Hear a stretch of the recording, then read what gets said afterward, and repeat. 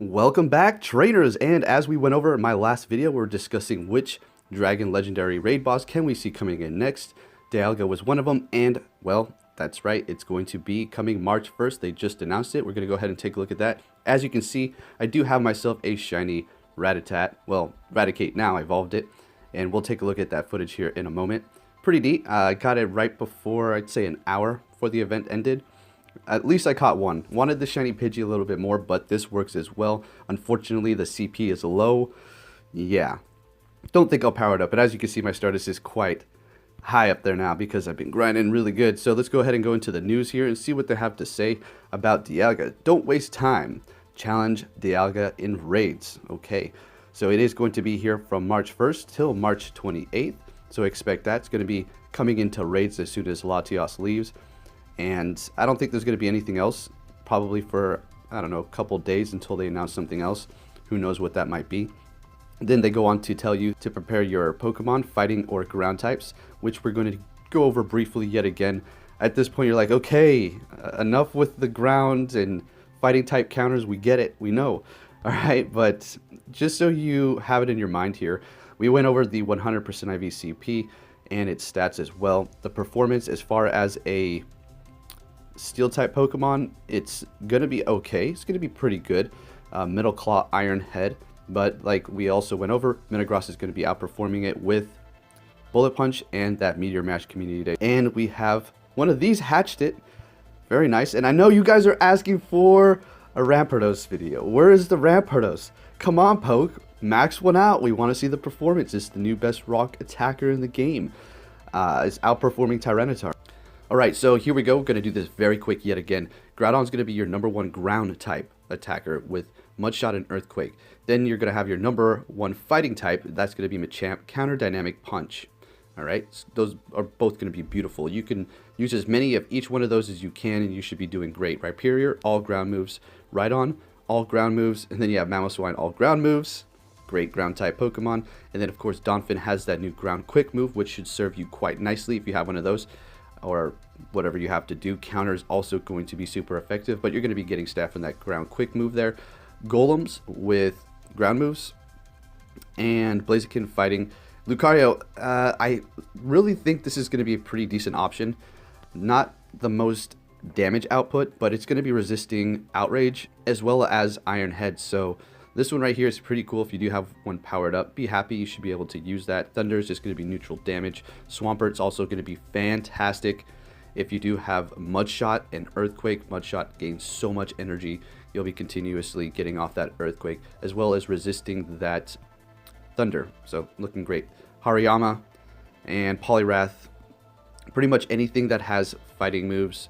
The ones that you're really going to want to go for, though, are Counter Dynamic Punch fighting type Pokemon, like Machamp, Hariyama, and Toxicroak as well. So I did kind of skip over Steelix yesterday because of its quick moves. So it's going to have Dragon Tail and Iron Tail, and those are going to be not very effective towards Dialga. Yes, Dragon's going to be kind of neutral, but you don't really want to use that.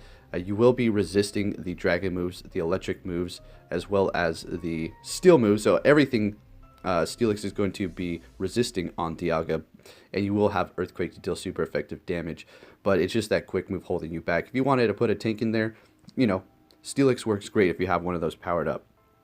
And then so on and so on. It's going to just teeter down here. So pretty much I'm going to go in there with a 6-pack of Machamps, like I said before. Really depends. Right now we do have clear weather, so let's go ahead and take a look at that. And in which case your ground type Pokemon are going to be pretty good. So the Groudons, the Rhyperiors, the Rhydons, the Donphins, anything else with ground moves, looking fantastic. So there are your counters, not too hard. Now let's go over the 100% IV one more time. So a 100% non-weather boosted Dialga is going to be 2307. Weather boosted with snow or windy weather is going to be 2884. Okay, so non-weather boosted 2307, weather boosted 2884. Looking great. The moves that it's going to have when you go up against it are going to be Metal Claw, Dragon Breath, Thunder, Draco Meteor, and Iron Head. Now, as far as a Dragon offensive Pokemon, is it going to be pretty good? Well, let's go ahead and look at that attack stat really quick here. 275. That's not bad. So with Draco Meteor, it's going to be hitting like a truck. So it's not going to be on your top tier because it is going to be held back by that single charge move Draco Meteor. outperformed by the Pokemon that have Outrage, but that's okay because the special thing about Dialga here is it's going to be taking neutral damage from Dragon Moves. If we go down here and take a look, it's saying not resisted because, well, it is Dragon type and the Steel is kind of just nullifying that. So there you go. Dialga is going to be great as a Dragon offensive Pokemon. As far as a Steel one, it's looking pretty good. Probably number 2, I would say, right behind Metagross. And then you also have, well, I would say Heatran. Unfortunately, though, it does not have a quick Steel move. So that's unfortunate for it. So there you have it, Dialga, looking great. Now let's go ahead and look at that shiny catch. Alright, so here it is, finally. So I went out this morning. I was thinking to myself, I'm just going to grind all the way until this event ends, of course. Just go to my best grind spots and see what I can get here. And about 5 minutes in, oh no, left my house and it was probably like 2 minutes and I found this one. Critical catched it at that, so perfect. It wasn't going anywhere. The low CP, 44, oh, why? I wanted to use it in the Great League. That's alright. So we're also going to go ahead and evolve this. So pretty happy. At least I was able to find one before this event ended. And even if I wasn't able to find a shiny, I was thinking to myself, you know, I grinded so much Stardust.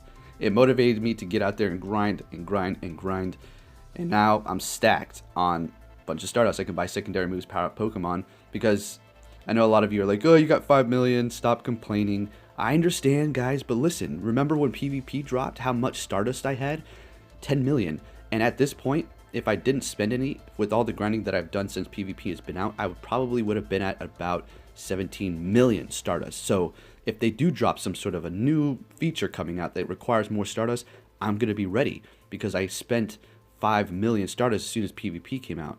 So I'll be able to do something like that if we did get a new feature.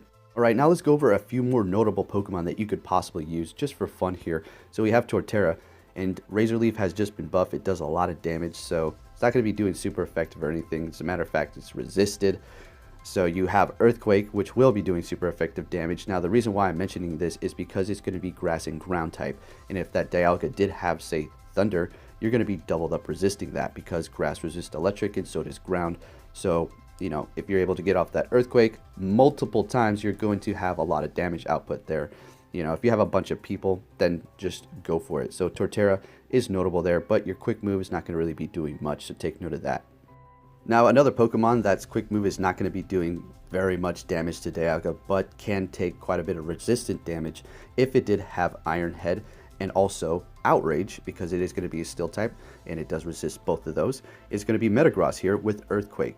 You'll be doing a lot of damage with that, at the same time taking quite a bit of reduced damage from those charge moves on that Dialga. Now, if you do so happen to have a Kangaskhan, then this one should be doing okay, because all of the charge moves are going to be neutral damage to it, and it does have Mud Slap and Earthquake. Not your best option or anything, but just another fun, notable mention.